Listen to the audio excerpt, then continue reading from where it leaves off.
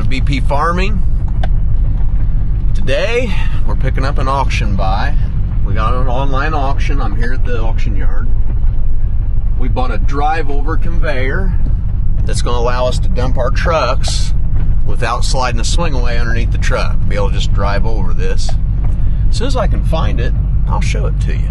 These online auctions, many times there's multiple dealers, multiple areas they've gathered things from.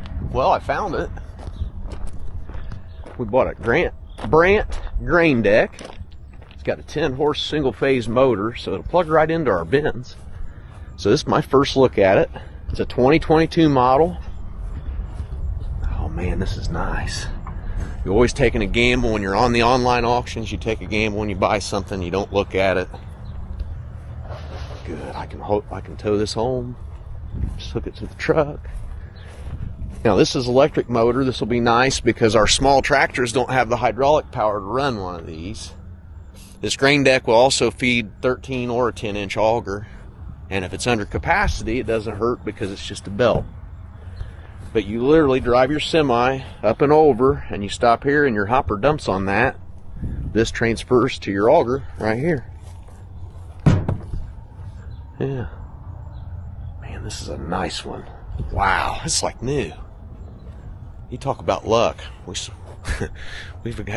found a good one. Just looking around here. I don't know a lot about these. I just know that I'm tired of the swing away situation. The volume we run anymore, the amount of swing away labor that there is, it's too much. I don't know if I can sneak in here. I darn near can sneak in here. We'll see. See if I can get somebody to help me load this thing. And do we have any grease fitting on the hub? No. I would give it some grease if it did. Yeah, we do. Yeah, I brought my grease gun and my air. I'm going to go ahead and get this thing roadworthy. Never leave home without the essentials when you're going to get a piece of equipment. I've got my nice hitch here. I recommend these. B&W makes this. Adjustable in many ways. Definitely going to figure out a way to hook that up easily. Have my grease gun handy. We'll get that out and we'll grease the wheel bearings and my DeWalt inflator. Yeah, make sure those tires are aired up. So we'll check this thing out, make sure we're roadworthy. We got a 4-hour trek back home, so I better look this thing over. Yeah, we had 35 pounds, it needs 50. So good thing I brought the inflator. Give them a little grease.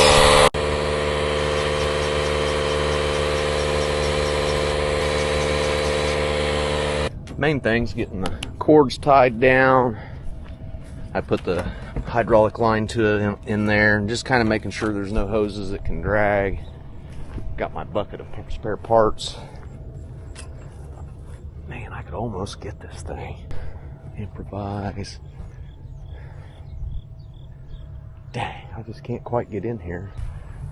If I move this, I can back in. Game on. It's gonna be heavy.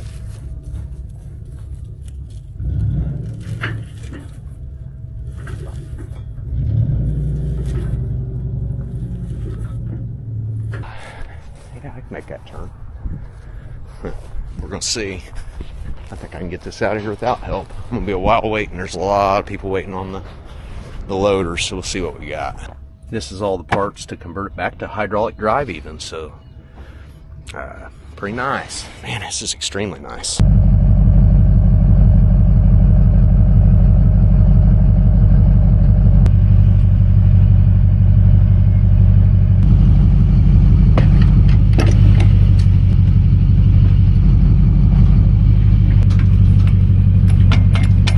Off the ground. Yeah. Now we're going to see if we can get this thing out of here, but we're ready to go. We're going to get on the road. If I swing way wide, I think I can make it. I've not pulled this yet to know how far I can cut it. I better not push my luck, huh? Yeah, I better just get out and look. Missing it there. I'm telling you, everything's a game of inches. Look at this. If I didn't get that, I don't know how long I'm waiting on the loaders, but it's going to be a while, so I'm glad I got that figured out. We'll get on the road. 4-hour drive home. Guys are gonna love this new grain deck. Wow. We got a buy on this thing, so pretty excited about that. I guess that thing's okay to wiggle that much. I noticed it in the mirror. I don't want to break it. It's probably all right. I don't know if I should put a strap around it just to kind of support it, or it's probably keep it from vibrating. We're gonna take a 4-hour drive home. A lot of fun stuff. Go around, look at some things, but we'll save that for another day. Let's get on the road, guys.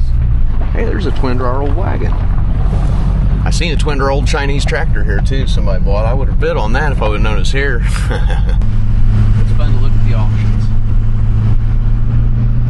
This is gonna be a fun trip home. This thing's not too bad, but it's heavy. It gets to bouncing and whatnot, so we'll get used to it. Well, we made it home safely. I had to take this off. One of the bolts was ripped and it started bouncing around. About lost it. Other than that, pretty happy. Made it home on tires. I didn't see any surprises. So, pretty happy with this purchase. We'll go through it, grease it, take you guys along for that. And man, this is gonna make dumping a lot nicer. Morning, guys. Well, we got our grain deck home. Well, it's time to take the S780 to the dealer today. Our 5-speed's got 3rd gear out of it. The 5-speed is right up. It's right up there. This big thing there. 90-degree gearbox. Anyway, they've got to get inside there, work on that. So they want to get it over to their shop. They'll have to take the floater off and a couple things. After they get that fixed, this combine will actually be under warranty this year. So we're going to definitely take it over there and get all that accomplished. So take you guys along for that. Let's go to the dealer. We've been religiously turning our batteries off. Had enough battery issues this year. Now this is our 2019 780. We actually got this code last year, so been needing to look into that. We're going to go ahead and get that done now. Don't want to forget to put the ladder in.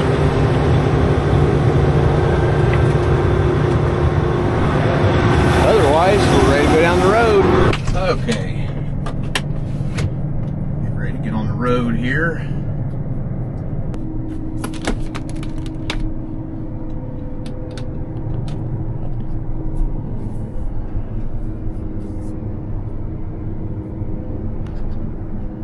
Out on the road and get in road mode. It's not too bad of a drive, maybe 45 minutes in the combine.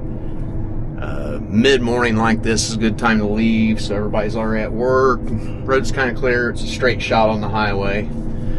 Most of the way is okay. There's areas where we take up a lot of room and have to dodge the mailboxes and kind of play a little game of chicken there. We get through those miles and it's a pretty easy drive after that. Okay, we just select road mode and it manages itself from there. We've got floaters that have been set in a while. This is going to be too rough to talk to you guys for a minute, I'm sure.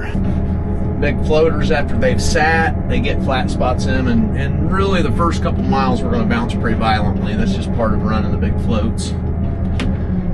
Ooh, been a while.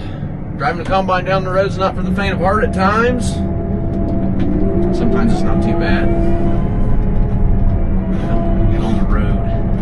Let the bouncing begin.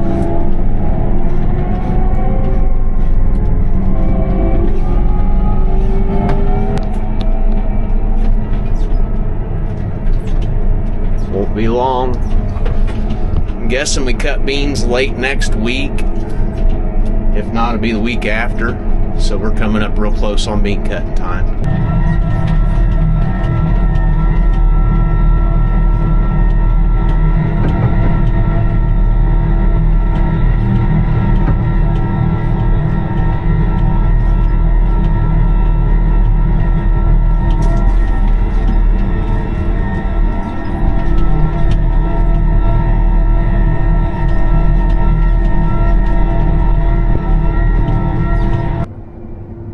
starting to accumulate some cars, so we pull over the side of the road. We try to do this when we can. Combine's so big, it's so much easier for us to travel the highway as well. We don't bounce around as bad. We can kind of cruise. I don't like to hold traffic up, but usually the highway is the best way for us as well. We meet cars on country roads. You try to pull off, and you can't pull off. There's people honking, thanking us. I try to stay out of the way of people best we can. This is a pretty big line. I didn't mean to get that much. Sometimes we just don't have anywhere to hold off or pull off. So we'll just sit here for a minute and let this pass. We're about halfway through our journey. Now this machine, I try to hit about 22.5 to 23 miles an hour. That's where the harmony of the floaters, the bounce kind of comes out of it. Each machine's a little different. Started and it was like 20 because of the they were out of balance, but got them all smoothed up now about halfway through the trip. I was really cruising. I wasn't really worried about it too bad there at first. Whew. Makes you think you can't drive these anymore when you first drive one with floaters that have flat spots. They bounce around and hard to control. So it's just a little different. Combine's not something you just hop in and drive real easy. They're a little bit of a challenge. They're their own animal. I see an opening. You just got to be more patient, right?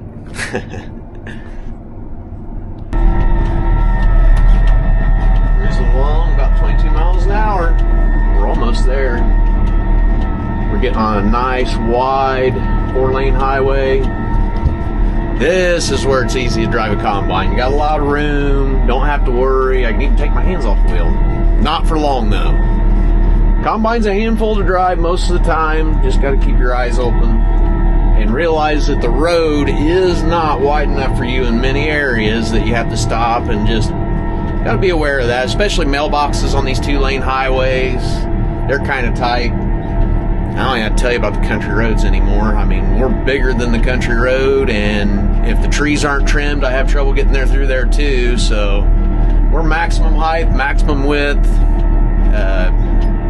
I just need to plan my routes a little bit. But whenever I go to the dealer, I like this 4-lane, just cruising. Machine kind of balances out. These big floaters set and they get flat spots. And when you first take off, even at slow speed, they can be pretty violent. And it started that the first part. Thought I forgot to drive. Of course, know that they're going to smooth out, but it's just amazing. Just a few miles into your journey, they get a little better. You can feel them smoothing out. So, really like the floaters. They're a little bit cheaper tire option. These older floaters are. They probably bounce worse than the newer LSWs. I've not ran LSWs down the road other than on a fence. That doesn't really count for comparison. Man, it's been a while. But we usually have been going with this big floater in the 750s on these Deeres. Well, we've had 2 that way so far. The only 2 we've had that way. Massey we had before this had the floats on the back like the Deeres do, but it had duals on the front, which was fine. And the Deeres, we were shooting for metric duals, and it just price comparison. It's just easier to find a machine that has just the floaters on it. Now this machine's full extended wear, just like our other machine, premium cab, extended wear. The only thing this doesn't have was four-wheel drive, and we don't use four-wheel drive, so I didn't see that as a deal breaker. I was talking with Brian and Tom. He runs an S780. I believe his is a 2016. It's 1 year older than our other combine. And his 5-speed has third gear out as well. So I know our S680 had this issue. Now this 780 does, and the neighbor has one. Hoping that's not a recurring problem. I don't know. This one will be covered by the dealer, but our other machine, if it does it again, will not. So I'll be interested to talk to Tom, see what he finds out on his. It's deemed as something that doesn't happen very often, and maybe it doesn't, but I've had both our machines now have done it, and the neighbor's has one that's done it. It throws an error code, and it's your 5-speed feeder house drive. One of the clutch packs either goes bad or a seal. I'm not sure what happens. I guess I need to talk to our tech some more, but that's why this is going to the dealer, and basically our other machine has and the neighbor has. So 3 machines that I know that have this same issue. Hopefully hopefully that's figured out. Got to go up here about 2 miles and hang a right. Be a little tight getting in, but they say the lot's packed, and I'm sure it is. The guys at the dealer this time of year, summer's winding down, we've turned off dry. Everybody wants their combine back at the same time, so really feel for those guys this time of year. I know they're working hard, and I appreciate them keeping us going at all times. So this has an economy mode, so when you get up to speed, it'll drop the engine to like the 1600 range, and you can cruise, conserve fuel. That's that road mode setting. It kind of automatically manages that. I really like that setup on the Deere. It does a good job. And this guy's doing the same thing we're doing. Now, he's a little bigger than us. He's got the duals, S780. No, he's S780. We're twinning. Now right up through here, it's 4-lane, but it's not wide. I'm ahead to just use it up for a minute. We've only got about a mile and a half or so. Dealer's just straight ahead. But if I try to give room other than these turn lanes, I just get pinned to the side and I can't keep moving. So sometimes you got to be aggressive. This is one of those situations, this road here. You just need to be aggressive, use the road up. If they want to pass you, they can pass you in the turn lane, that's fine. But if you try to ease over here and get against this guardrail and run the whole way that way, it's just not going to work well for you. So you give room when it needs to, and you use it up when not. If you use it up, then somebody sees it's used up and they don't go for it. So there's just different techniques you use, just kind of speaking out loud. But you know, when I'm getting ready to enter here and it's not real wide, I'm ahead to use all that up, even if I am blocking a car slightly. Being as it's only a mile up here, it's just not a lot of room. We're running a rough road and running 22 miles an hour and just cruising real nice. Just amazing when the tires get evened out, how smooth really this thing can ride at times for a combine. We get spoiled pretty bad. Premium cab, all these things. These John Deeres are awfully nice. There we go, we're at the right place. I see a lot of green iron. I bet there's a lot back at the service department from the way he was talking. Okay, let's get pulled in here. No, they're not as bad as I've seen it. Yeah, they got quite a few machines back here. Oh man, I wonder if we could pick that HD50 up, that 50-footer. New Deere folders. I guess we'll just go back here and find a spot and get in line, right? We were going to bring this over sooner. We kind of knew we had an issue there, but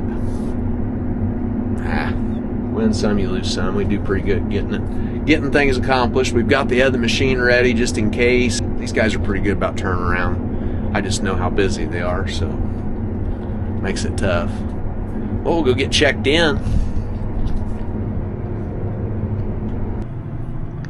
Just a lot of S780s around here. Ooh, there's an X9. Where if my key fits that.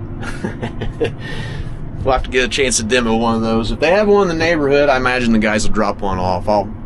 I'll mention it to him. You guys want to see an X9 demo? I do. It'd be kind of cool. Maybe we can afford one of those in, I don't know, 10 or 15 years. It'd still be cool to try, though. The ladder popped up.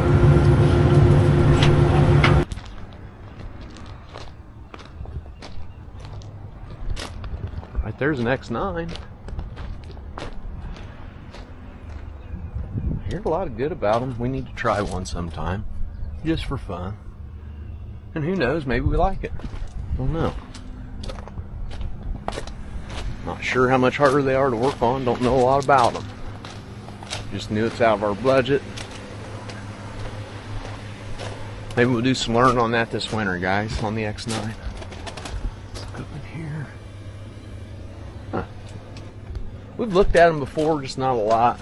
They didn't have one at the show, so.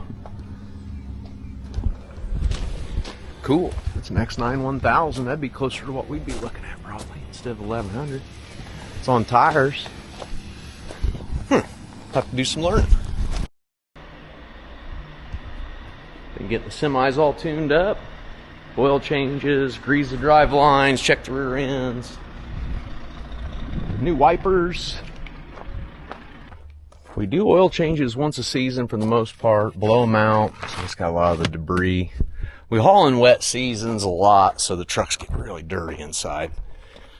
Always like to start harvest with them clean. They're not going to stay that way, but he's checked the rear ends, greased the brakes, doing tires.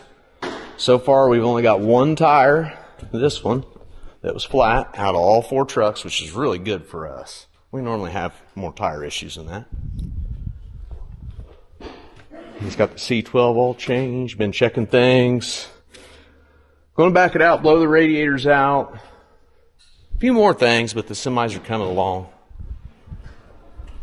780 went ahead and took it without the panels, so the panels are all laying there. I did mess up and leave bolts for that bean head in the 780 that is now at the dealer. I knew better, but can't win them all. Now checking your rear ends, going under greasing your drive lines. It gives you a chance to look under the truck, check things. We've done a lot of airbags, a lot of tires in recent years. It's got recaps on the drives it came with, and I'm not real fond of that, but they don't appear to have any damage. I guess we're going to continue to run them for now. We're in sliding under, checking the rear end. You'll pull your plug right here. You usually don't have to top them up. If we do, it's not a lot. If it runs out on the ground, put the cap back in fast, because it's probably just barely too full. We'll see. Yep, it's right there. It might have a little dirt on it, Brennan. Pretty common. Most of these tires have about 90 psi, so we'll bump them up a little bit. They call for 110, usually put 105. It's hot. We get by on that pretty well. These aren't brand new. Now this truck we got, it's low miles, but it has a lot of corrosion. Whatever they did was just corrosive. And we're getting drier by the day, so we know this is coming fast. Now we've been doing Roadmasters on Burgundy. They got a lot of life left in them. Just did those Bridgestone steers on it. We blew a steer. Had that in a previous video last fall, or last winter. I was just rounding the corner, minding my business, and kabang! I blew one of those Roadmaster steers. We switched to Bridgestones, so yeah, I'm just not buying Roadmaster steers anymore. It was right before I got on the interstate. That was going to be a ride.